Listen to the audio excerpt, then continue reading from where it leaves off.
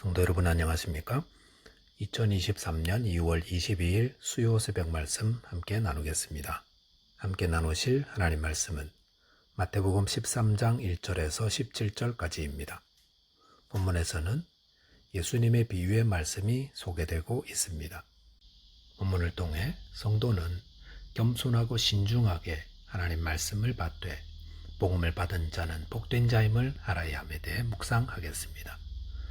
첫째 묵상할 내용은 겸손하고 신중히 하나님 말씀을 받아야 한다는 것입니다. 본문 1절과 2절에 보시면 그날 예수께서 집에서 나가사 바닷가에 앉으심에 큰 무리가 그에게 모여 들거늘 예수께서 배에 올라가 앉으시고 온 무리는 해변에 서 있더니 라고 하였습니다. 여기서 그날이란 예수님이 집으로 들어가셔서 잠시 머물렀던 날을 의미한다 할 수 있습니다. 그런 후에 예수님은 집에서 나가 바닷가에 앉으셨습니다. 그리고 모여든 큰 무리들을 가르치시기 위해 배에 올라 앉으시고 무리들은 해변에 섰다고 하였습니다.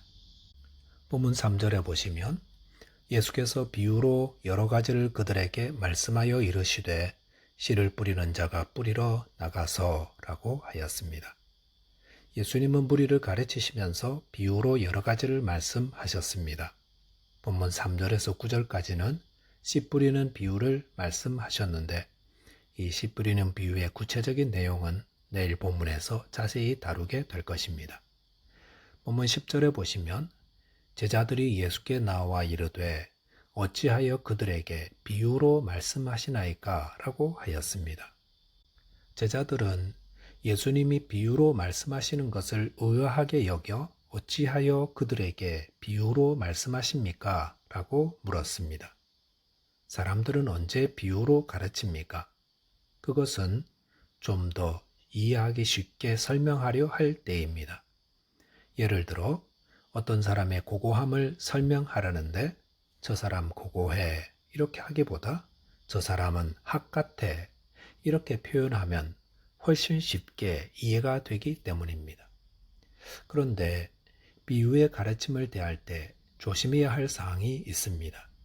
그것은 비유를 문자적으로 받는 것입니다. 저 사람은 학 같아 라는 말을 문자적으로 받아 학처럼 먹고 학처럼 생활하는 것으로 받아들여서는 안 된다는 것입니다. 만약 씨 뿌리는 비유를 문자적으로 받아들인다면 우리는 다 농부가 되어야 합니다.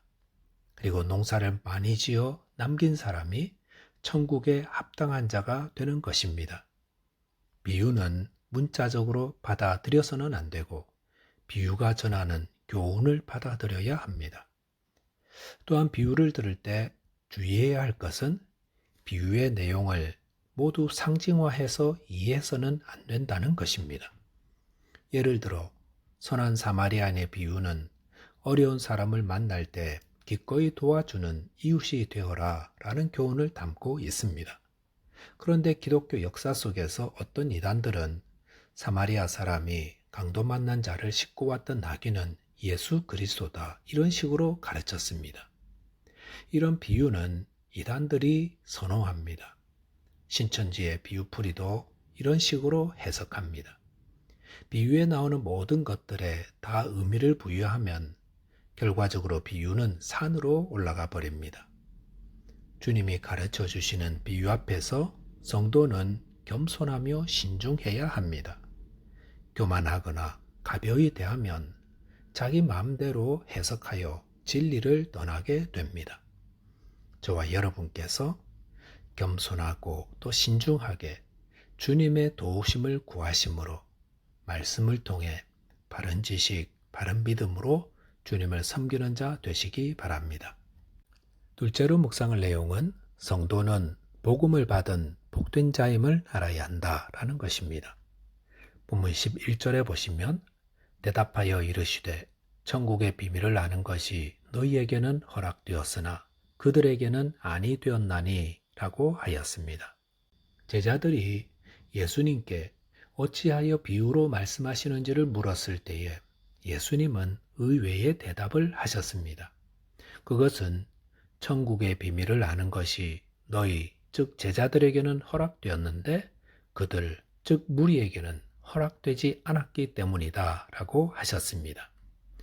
이것은 무슨 말씀입니까? 예수님이 비유의 말씀을 가르치실 때 그곳에는 두 종류의 사람들이 있었습니다. 한쪽은 예수님의 말씀을 따라 좁은 문으로 들어가기를 힘쓰는 제자들이었습니다. 그런데 또 한쪽은 예수님의 말씀을 듣고 배우고 묵상하는 것만 좋아하지 결코 그 말씀대로 살려고 하지 않는 무리들이었습니다. 이들은 말씀대로 살려고 예수님께 오는 것이 아니라 듣기만 하려고 왔던 것입니다. 예수님은 말씀을 듣고 그 말씀대로 살아내려고 애쓰는 자들에게 비유의 말씀은 더 큰 깨달음과 확신을 주신다 했습니다. 하지만 말씀을 듣기만 하고 행하지 않아 귀만 커진 자들에게는 비유를 통해 주시는 원래 뜻을 알지 못하게 된다 하신 것입니다. 그래서 본문 12절에 보시면 무릇 있는 자는 받아 넉넉하게 되되 없는 자는 그 있는 것도 빼앗기리라 라고 하였습니다.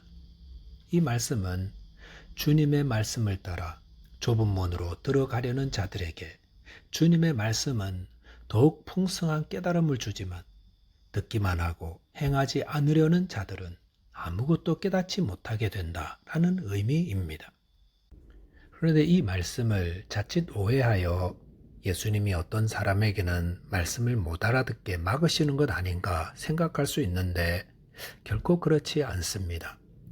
본문 14절, 15절에 보시면 예수님은 이사야의 말씀을 인용하여 너희가 듣기는 들어도 깨닫지 못할 것이요 보기는 보아도 알지 못하리라. 이 백성들의 마음이 완악하여져서 그 귀는 듣기에 둔하고 눈은 감았으니 이는 눈으로 보고 귀로 듣고 마음으로 깨달아 돌이켜 내게 고침을 받을까 두려워함이라 라고 하였습니다. 여기 보시면 마음이 완악한 백성들은 무엇을 두려워한다 했습니까? 혹시 주님의 말씀을 듣고 자신들이 진리의 말씀을 깨닫게 될까봐, 그래서 왜곡된 마음과 삶에서 고침받을까봐 그것을 두려워한다 했습니다. 즉 마음이 완악한 자들이 진리의 말씀을 깨닫지 못하는 것은 어디에 있습니까? 그것은 주님이 그들로 깨달을 수 없게 기회를 빼앗아 버려서가 아니라 그들 스스로가 깨닫는 것을 원치 않았기 때문인 것입니다. 그래서 자신들의 귀를 막고 눈을 감아버렸다는 것입니다. 이들은 하나님께 나오기를 거부하는 자들이었습니다. 하나님의 은혜를 받아 회개함으로 하나님과의 관계 속으로 들어오기를 스스로 거부함으로 멸망케 된 자들이었던 겁니다. 본문 16절에 보시면 그러나 너희 눈은 봄으로 너희 귀는 들음으로 복이 있도다 라고 하였습니다. 예수님은 제자들에게 복이 있다 했습니다. 주님을 향해 열린 마음으로 천국의 복음을 듣고 보고 받아들이는 자는 복이 있습니다. 본문 17절에 보시면 내가 진실로 너희에게 이르노니 많은 선지자와 의인이 너희가 보는 것을 보고자 하여도 보지 못하였고 너희가 듣는 것을 듣고자 하여도 듣지 못하였느니라 라고 하였습니다. 예수님은 제자들이 받은 복을 이야기해 주셨습니다. 구약의 선지자와 여러 의인들은 수많은 약속들을 받았지만 그것은 그림자와 모형에 불과했기에 계속 기다려야 했습니다. 하지만 예수님의 제자들은 구약의 선지자와 의인들이 그토록 기다리고 보기 원했던 메시아를 배웠고 또 복음의 비밀을 들어 알게 되었기 때문에 그들은 복된 자인 것입니다. 그렇다면 오늘날 성도들은 얼마나 복된 자들입니까?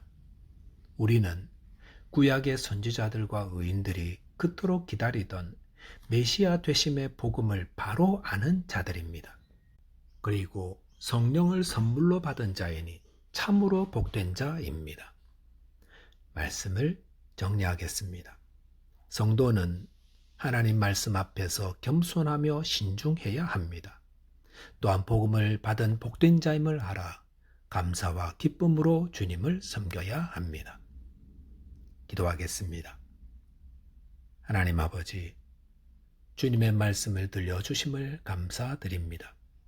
주의 말씀 앞에서 겸손하고 신중하게 주의 도움을 구하게 하여 주시고 또 복음을 받은 복된 자임을 깨달아 기쁨과 감사와 헌신으로 주님을 섬기게 하여 주옵소서.